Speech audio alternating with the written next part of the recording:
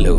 National highway 66 Thalassery Mahe bypass ഈ കഴിഞ്ഞ 11-ന് പ്രധാനമന്ത്രി പൊതുജനങ്ങൾക്കായി തുറന്നു കൊടുത്തിരുന്നു. ബൈപ്പാസിൻ്റെ മനോഹരമായ കാഴ്ചകളും ബന്ധപ്പെട്ട ചില വിവരങ്ങളൊക്കെയാണ് ഇന്നത്തെ വീഡിയോയിൽ ഉൾപ്പെടുത്തുന്നത്. ടൈം ഫോർ യുവിൻ്റെ പുതിയൊരു എപ്പിസോഡിലേക്ക് ഏവർക്കും സ്വാഗതം.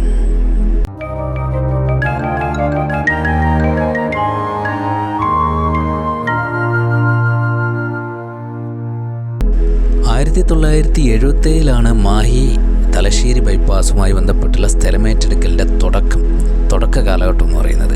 ഇന്നിപ്പോൾ ഏകദേശം 46 വർഷമായി ഈ പറയുന്ന മാഹി ബൈപ്പാസിൻ്റെ യാഥാർത്ഥ്യമായി വരുന്നതിന് വേണ്ടി. ഇന്ന് 2024 മാർച്ച് 11 പ്രധാനമന്ത്രി ഈ ഹൈവേ ജനങ്ങൾക്കായിട്ട് തുറന്നു കൊടുക്കുന്നത്. 1300 കോടിയാണ് ഇതിൻ്റെ നിർമ്മാണ ചെലവായിട്ട് വരുന്നത്. ഏകദേശം 45 മീറ്ററിൽ 6 വരി പാതയിൽ വിത്ത് സർവീസ് റോഡാണ് ഈ ഒരു ഹൈവേ പോകുന്നത്. കോഴിക്കോട് ജില്ലയുടെ അഴിയൂർ മുതൽ കണ്ണൂർ ജില്ലയിലെ മുഴപ്പിലങ്ങാട് വരെ നീളുന്ന 18.6 കിലോമീറ്ററാണ് ഈ ഹൈവേ പാതയുടെ ദൂരം എന്ന് പറയുന്നത്.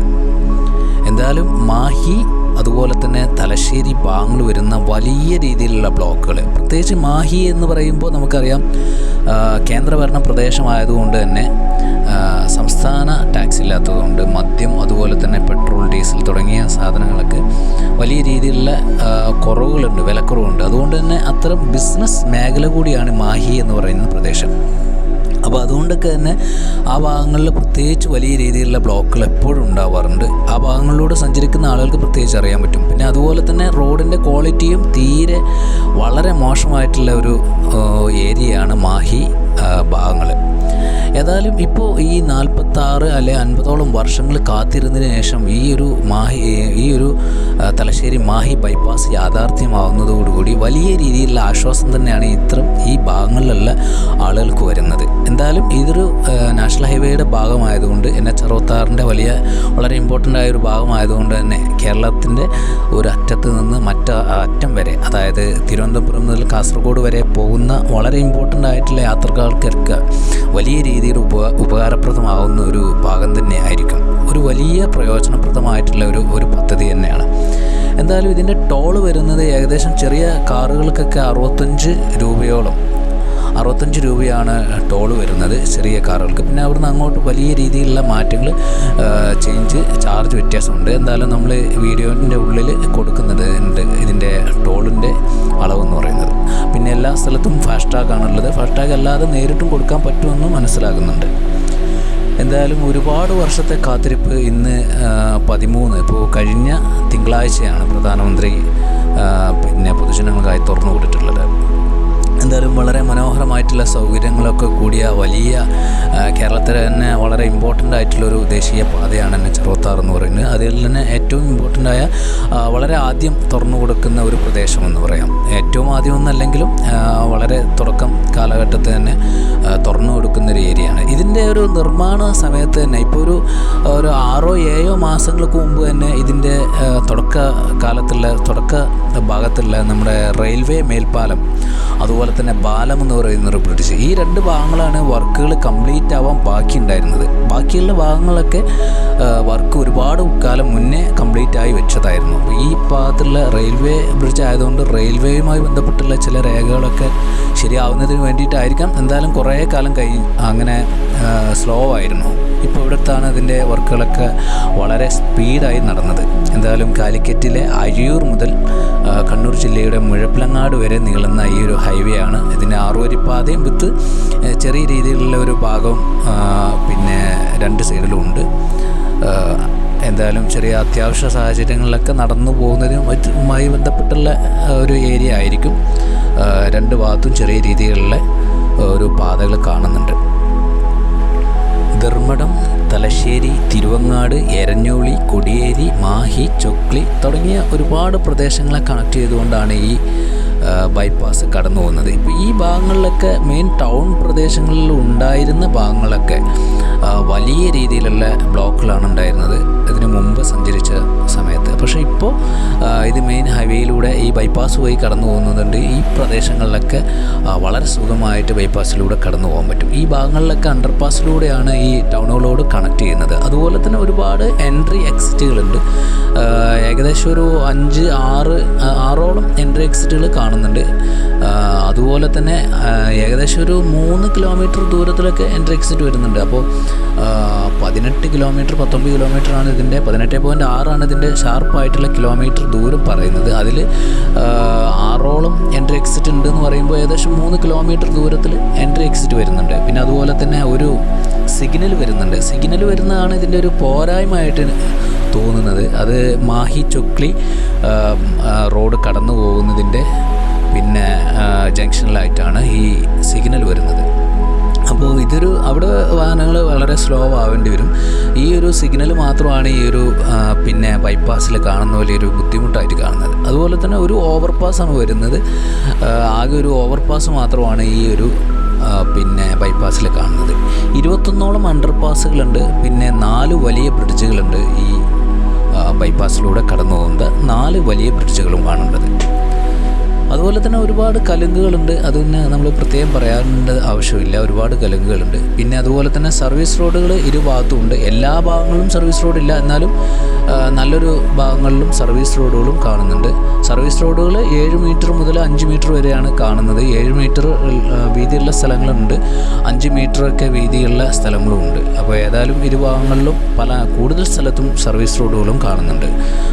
എന്തായാലും ഒരുപാട് ഭാഗത്തെ വലിയ രീതിയിലുള്ള ബ്ലോക്കുകളിൽ നിന്ന് വലിയൊരു കുതിച്ചുചാട്ടം തന്നെ ആയിരിക്കും ഈ ഒരു ബൈപ്പാസിൻ്റെ കടന്നു വരവോടുകൂടി. ഏകദേശം ഒരു 20 മിനിറ്റിനുള്ളിൽ 18 കിലോമീറ്റർ 18 മിനിറ്റിൻ്റെ ഉള്ളിൽ തരണം ചെയ്യാൻ പറ്റുന്ന രീതിയിൽ തന്നെ വേഗതയിൽ നമുക്ക് പോകാൻ പറ്റും. വേഗത എന്ന് പറയുന്നത് കാറ് പോലത്തുള്ള വാഹനങ്ങൾക്ക് 80 കിലോമീറ്റർ, അതുപോലെ തന്നെ ട്രക്കുകൾക്ക് 60 കിലോമീറ്ററുമാണ് മാക്സിമം വേഗത ഇതിൽ അടയാളപ്പെടുത്തിയിട്ടുള്ളത്. എന്തായാലും NH 66 ടോട്ടലായിട്ട് 110 കിലോമീറ്റർ വേഗതയിൽ വരെ സഞ്ചരിക്കാൻ പറ്റുന്ന ഏരിയകൾ ഉണ്ടെന്നാണ് മനസ്സിലാക്കാൻ പറ്റുന്നത്. പക്ഷേ ഇവിടെയൊക്കെ പിന്നെ ഈ പറയുന്ന സിഗ്നലും കാര്യങ്ങളൊക്കെ വരുന്നതുകൊണ്ടും അല്ലെങ്കിൽ മറ്റു പല കുറവുകളുണ്ടായിരിക്കും 80 കിലോമീറ്ററൊക്കെയാണ് മാക്സിമം സ്പീഡായിട്ട് കാണുന്നത്. എന്തായാലും നമുക്കതൊരു 18 കിലോമീറ്ററിൻ്റെ ഉള്ളിൽ ഒരു 10-20 മിനിറ്റിൻ്റെ ഉള്ളിൽ ഈ ഒരു ഭാഗം താണ്ടാൻ പറ്റും. അതൊരു വലിയ നേട്ടം തന്നെയാണ്. പിന്നെ 1300 കോടിയാണ് എക്സ്പെൻസ് എന്ന് പറയുന്നത്. ടോട്ടൽ NH 66 എക്സ്പെൻസ് എന്ന് പറയുന്നത് നമുക്ക് അറിയാൻ പറ്റും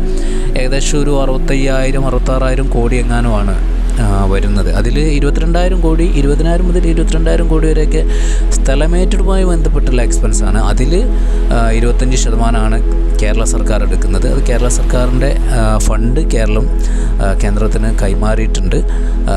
അതുപോലെ തന്നെ ബാക്കി 75% കേന്ദ്രമാണ് ഇതിൻ്റെ സ്ഥലമേറ്റെടുപ്പുമായി ബന്ധപ്പെട്ടുള്ള എക്സ്പെൻസ് പിന്നെ എടുക്കുന്നത്. പിന്നെ ബാക്കിയുള്ള ഒരു 45,000 കോടി എങ്ങാനുമാണ് ഇതിൻ്റെ നിർമ്മാണ ചെലവുമായി ബന്ധപ്പെട്ട് വരുന്നത്. ടോട്ടൽ കേരളത്തിൻ്റെ നിർമ്മാണ ചെലവാണ് 45,000 കോടി. അതെന്ന് പറയുന്നത് ഈ ടോൾ പിരിച്ചതിന് ശേഷം കേന്ദ്ര സർക്കാർ ഓരോ കമ്പനികൾക്കും പ്രത്യേകം കൊടുക്കുന്നതായിരിക്കും. അങ്ങനെയാണ് കൊടുക്കുന്നതെന്നാണ് മനസ്സിലാക്കാൻ പറ്റുന്നത്. ഏതായാലും ഇതിൻ്റെ എക്സ്പെൻസും കാര്യങ്ങളൊക്കെയാണ് വരുന്നത്. ഈ ഭാഗം ഈ മാഹി തലശ്ശേരി മാഹി ബൈപ്പാസ് മാത്രം 1300 കോടി രൂപയാണ് ഇതിൻ്റെ എക്സ്പെൻസ് എന്ന് മനസ്സിലാക്കാൻ പറ്റുന്നത്. എന്തായാലും ഒരു ടോളുമായി ബന്ധപ്പെട്ട് പറയുമ്പോൾ ടോള് കൊടുക്കാതെ പോകാൻ സർവീസ് റോഡിലൂടെ കുറേയൊക്കെ പോകാൻ പറ്റും. പക്ഷേ എല്ലാ ഭാഗത്തും കണക്റ്റഡ് അല്ലാത്തതുകൊണ്ട് ബാക്കിയുള്ള ഭാഗങ്ങൾ അപ്പോൾ നമുക്ക് മെയിൻ ഈ റോഡിലൂടെ ബൈപ്പാസിലൂടെ കടന്നുകൊണ്ട് തന്നെ പോകാൻ പറ്റും.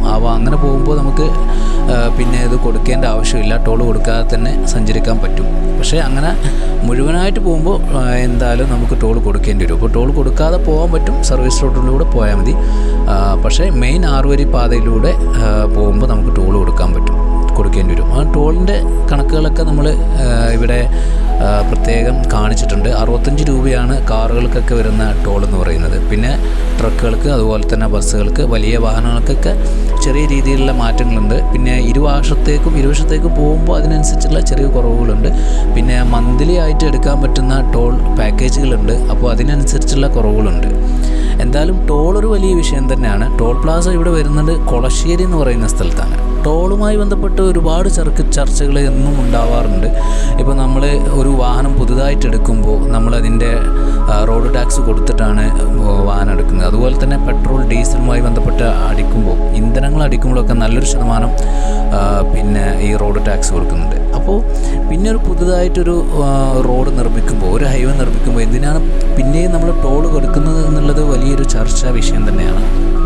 എന്തായാലും ഇതൊക്കെ ഒരു ചെറിയ എമൗണ്ട് ആയിരിക്കും ഈ പെട്രോൾ ഡീസലിൽ നിന്നും അതുപോലെ തന്നെ നമ്മൾ വാഹനം എടുക്കുമ്പോൾ ഉള്ള റോഡ് ടാക്സും ഒക്കെ മനസ്സിലാവുന്നു. അതുമായി ബന്ധപ്പെട്ട് പിന്നെ വലിയൊരു എമൗണ്ട് വരുന്നതുകൊണ്ടായിരിക്കും പ്രത്യേകിച്ച് ഈ ടോൾ പ്ലാസകൾ നിർമ്മിക്കുന്നത്. പിന്നെ ടോൾ പ്ലാസകൾക്ക് തന്നെ പ്രത്യേക രീതിയിലുള്ള പരിധികളുണ്ട്. 60 കിലോമീറ്ററിലെ ഒരു ടോൾ പ്ലാസ വരാൻ പാടുള്ളൂ. അപ്പോൾ ഇവിടെ വെറും 18 കിലോമീറ്റർ ഒരു ടോൾ പ്ലാസ വരുന്നുണ്ട്. പക്ഷേ അത് തുടക്കം ആയതുകൊണ്ടാണ് പിന്നെ ഇതിൻ്റെ ബാക്കി ഭാഗങ്ങളൊക്കെ നിർമ്മിക്കുമ്പോഴും 60 കിലോമീറ്റർ വരെ ഈ ഒരു ടോൾ പ്ലാസ തന്നെ ഉണ്ടാവാൻ സാധ്യതയുള്ളൂ.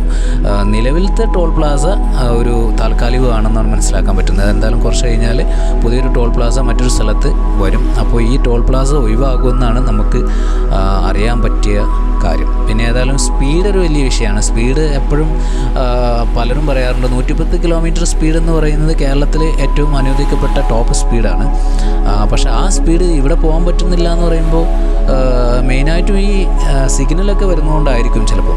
അല്ലാന്നുണ്ടെങ്കിൽ എന്തായാലും 110 കിലോമീറ്റർ വരെ സ്പീഡ് ഈ ഇത്രയും മനോഹരമായ റോഡിൽ പോകാൻ പറ്റുന്നില്ലെങ്കിൽ പിന്നെ എവിടെയാണ് പോകാൻ പറ്റുക?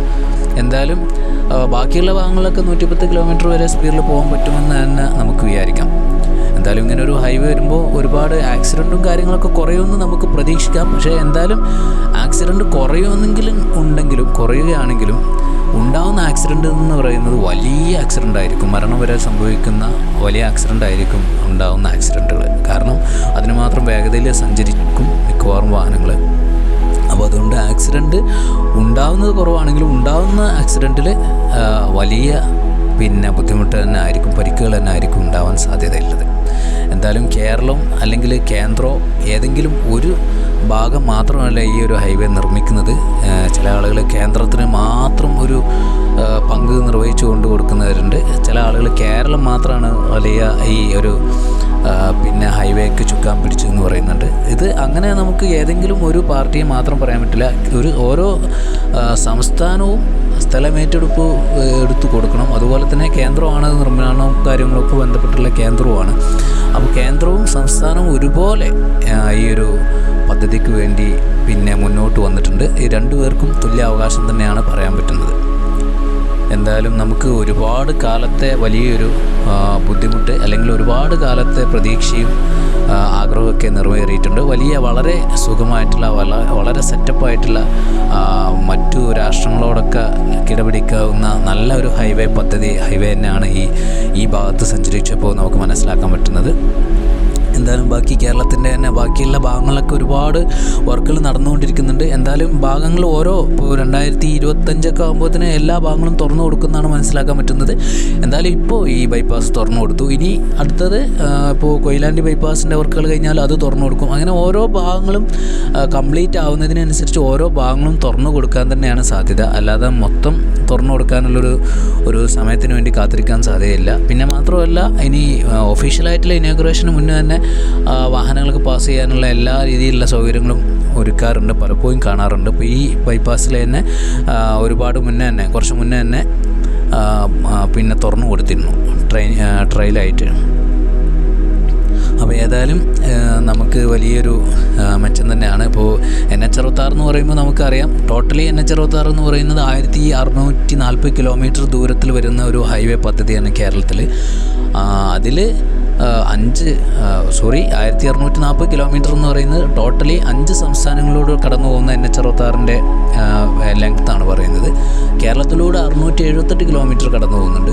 പിന്നെ തമിഴ്നാട്ടിലൂടെയാണ് 58 കിലോമീറ്റർ, അതുപോലെ ഗോവയിലൂടെ 137 കിലോമീറ്റർ, കർണാടക 298 കിലോമീറ്റർ, മഹാരാഷ്ട്രയിൽ 475 കിലോമീറ്റർ. അങ്ങനെ 5 സംസ്ഥാനങ്ങളിലൂടെയാണ് ഈ ഹൈവേയുടെ കടന്നു പോകുന്നത്. അപ്പോൾ 5 സംസ്ഥാനങ്ങളിലൂടെയും വലിയ രീതിയിലുള്ള നേട്ടങ്ങൾ എന്തായാലും നമുക്ക് പ്രതീക്ഷിക്കാം. കാരണം വിദ്യാഭ്യാസ മേഖലയിലും അതുപോലെ തന്നെ മെഡിക്കൽ മേഖലയിലും സ്പോർട്സ് മേഖലയിലും ബിസിനസ് മേഖലയിലും ഒക്കെ വലിയ രീതിയിലുള്ള കുതിച്ചുചാട്ടം തന്നെ ആയിരിക്കും. ടൂറിസം മേഖലയിലും ഒക്കെ വലിയ മെച്ചങ്ങൾ എന്തായാലും ഇത്ര ഒരു ഹൈവേ പദ്ധതിയോടുകൂടി നമുക്ക് ഉണ്ടാവുമെന്ന് നമുക്ക് പ്രതീക്ഷിക്കാം. എല്ലാ രീതിയിലുള്ള സാധ്യതകളുമുണ്ട്. അതുപോലെ അതുപോലെ NH-26 ബാക്കിയുള്ള പ്രദേശങ്ങളൊക്കെ വലിയ രീതിയിലുള്ള വർക്കുകൾ തന്നെ നടന്നുകൊണ്ടിരിക്കുന്നുണ്ട്. വളരെ വേഗത്തിൽ, വളരെ അതിഗംഭീരമായിട്ടുള്ള വർക്കുകൾ തന്നെയാണ് നടന്നുകൊണ്ടിരിക്കുന്നത്. അതുകൊണ്ട് തന്നെ ബാക്കിയുള്ള പ്രദേശങ്ങളൊക്കെ ഘട്ടം ഘട്ടമായിട്ട് അധികം വൈകാതെ തന്നെ തുറന്നു കൊടുക്കാനുള്ള സാധ്യതകളുണ്ട്. എന്തായാലും ഇപ്പോൾ ഇലക്ഷനുമായി ബന്ധപ്പെട്ട് കുറച്ച് വേഗത്തിലാണ് ഈ NH-66 ഈ ഒരു തലശ്ശേരി മാഹി ബൈപ്പാസ് തുറന്നു കൊടുത്തിട്ടുള്ളത്. ബാക്കിയുള്ള പ്രദേശങ്ങളും അധികം വൈകാതെ തുറന്നു കൊടുക്കുമെന്നാണ് നമുക്ക് മനസ്സിലാവുന്നത്. എന്തായാലും തിരുവനന്തപുരം മുതൽ കാസർഗോഡ് വരെ നമുക്ക് ഈ ടോൾ കൊടുത്തുകൊണ്ട് മാത്രം പോവുകയാണെന്നുണ്ടെങ്കിൽ 1650 രൂപ ഏകദേശം ടോട്ടൽ ടോൾ വരുമെന്ന് നമുക്ക് അറിയാൻ പറ്റുന്നുണ്ട്. അപ്പോൾ അങ്ങനെയാണെന്നുണ്ടെങ്കിൽ വലിയൊരു എക്സ്പെൻസ് തന്നെയാണ്. പക്ഷേ എന്നാലും വളരെ സൗകര്യമാണ്. വളരെ വേഗത്തിൽ സഞ്ചരിക്കേണ്ട ആളുകൾക്ക് ഒരു 8, 5, 6 മണിക്കൂറിൻ്റെ ഉള്ളിലൊക്കെ ഒരു ഭാഗത്തു നിന്ന് മറുഭാഗം വരെ എത്താൻ പറ്റുമെന്ന് പറയുമ്പോൾ വലിയൊരു സൗകര്യം തന്നെയാണ്. പക്ഷേ ഇങ്ങനെ ടോൾ കൊടുക്കാതെ തന്നെ പോകാനുള്ള സൗകര്യമാണ് നമുക്ക് സർവീസ് റോഡിൽ കിട്ടുന്നുണ്ട്. ഇപ്പോഴത്തെ സർവീസ് റോഡല്ല, സർവീസ് റോഡിൻ്റെ വർക്കുകളൊക്കെ കംപ്ലീറ്റ് ആകുമ്പോൾ സർവീസ് റോഡും വളരെ സൗകര്യമായിട്ടുള്ള റോഡ് തന്നെ ആയിരിക്കും. എന്തായാലും സർവീസ് റോഡിലൂടെ ടോൾ കൊടുക്കാതെ നമുക്ക് പോകാൻ പറ്റും. പിന്നെ മാത്രമല്ല എല്ലാ ഭാഗത്തും സർവീസ് റോഡ് ഇല്ലാത്തതുകൊണ്ട് ബാക്കിയുള്ള പ്രദേശങ്ങളിൽ നമുക്ക് മെയിൻ 6 വരി പാതയിൽ കയറിയിട്ടും പിന്നെ പോകാൻ പറ്റും. ടോൾ വരുന്നതിന് മുമ്പ് ഈ റോഡിൽ നിന്ന് ഇറങ്ങാൻ മറക്കരുതെന്ന് മാത്രമേ ഉള്ളൂ. എന്തായാലും ടോളൊരു വലിയ വിഷയം തന്നെയാണ്. എന്തായാലും ഒരു 10 വർഷങ്ങൾ കൊണ്ടൊക്കെ ഇതിൻ്റെ മുഴുവൻ എക്സ്പെൻസ് പിരിച്ച് കഴിഞ്ഞതിന് ശേഷം ടോൾ നിർത്തുമെന്നാണ് നമുക്ക് മനസ്സിലാക്കാൻ പറ്റുന്നത്. എന്തായാലും നാഷണൽ ഹൈവേ 66 ബന്ധപ്പെട്ടുള്ള കൂടുതൽ വിവരങ്ങളും അതുമായി ബന്ധപ്പെട്ടുള്ള ഡാറ്റകളും വിവരങ്ങളും കാഴ്ചകളും ഒക്കെ നമ്മൾ ചാനലിൽ അപ്ലോഡ് ചെയ്യുന്നുണ്ട്. അപ്പോൾ കൂടുതൽ വിവരങ്ങളും കാഴ്ചകൾക്കും വേണ്ടി നമ്മൾ ഫോളോ ചെയ്യാൻ മറക്കരുത്. അടുത്ത വീഡിയോയിൽ കാണുന്നവരെ ഗുഡ് ബൈ.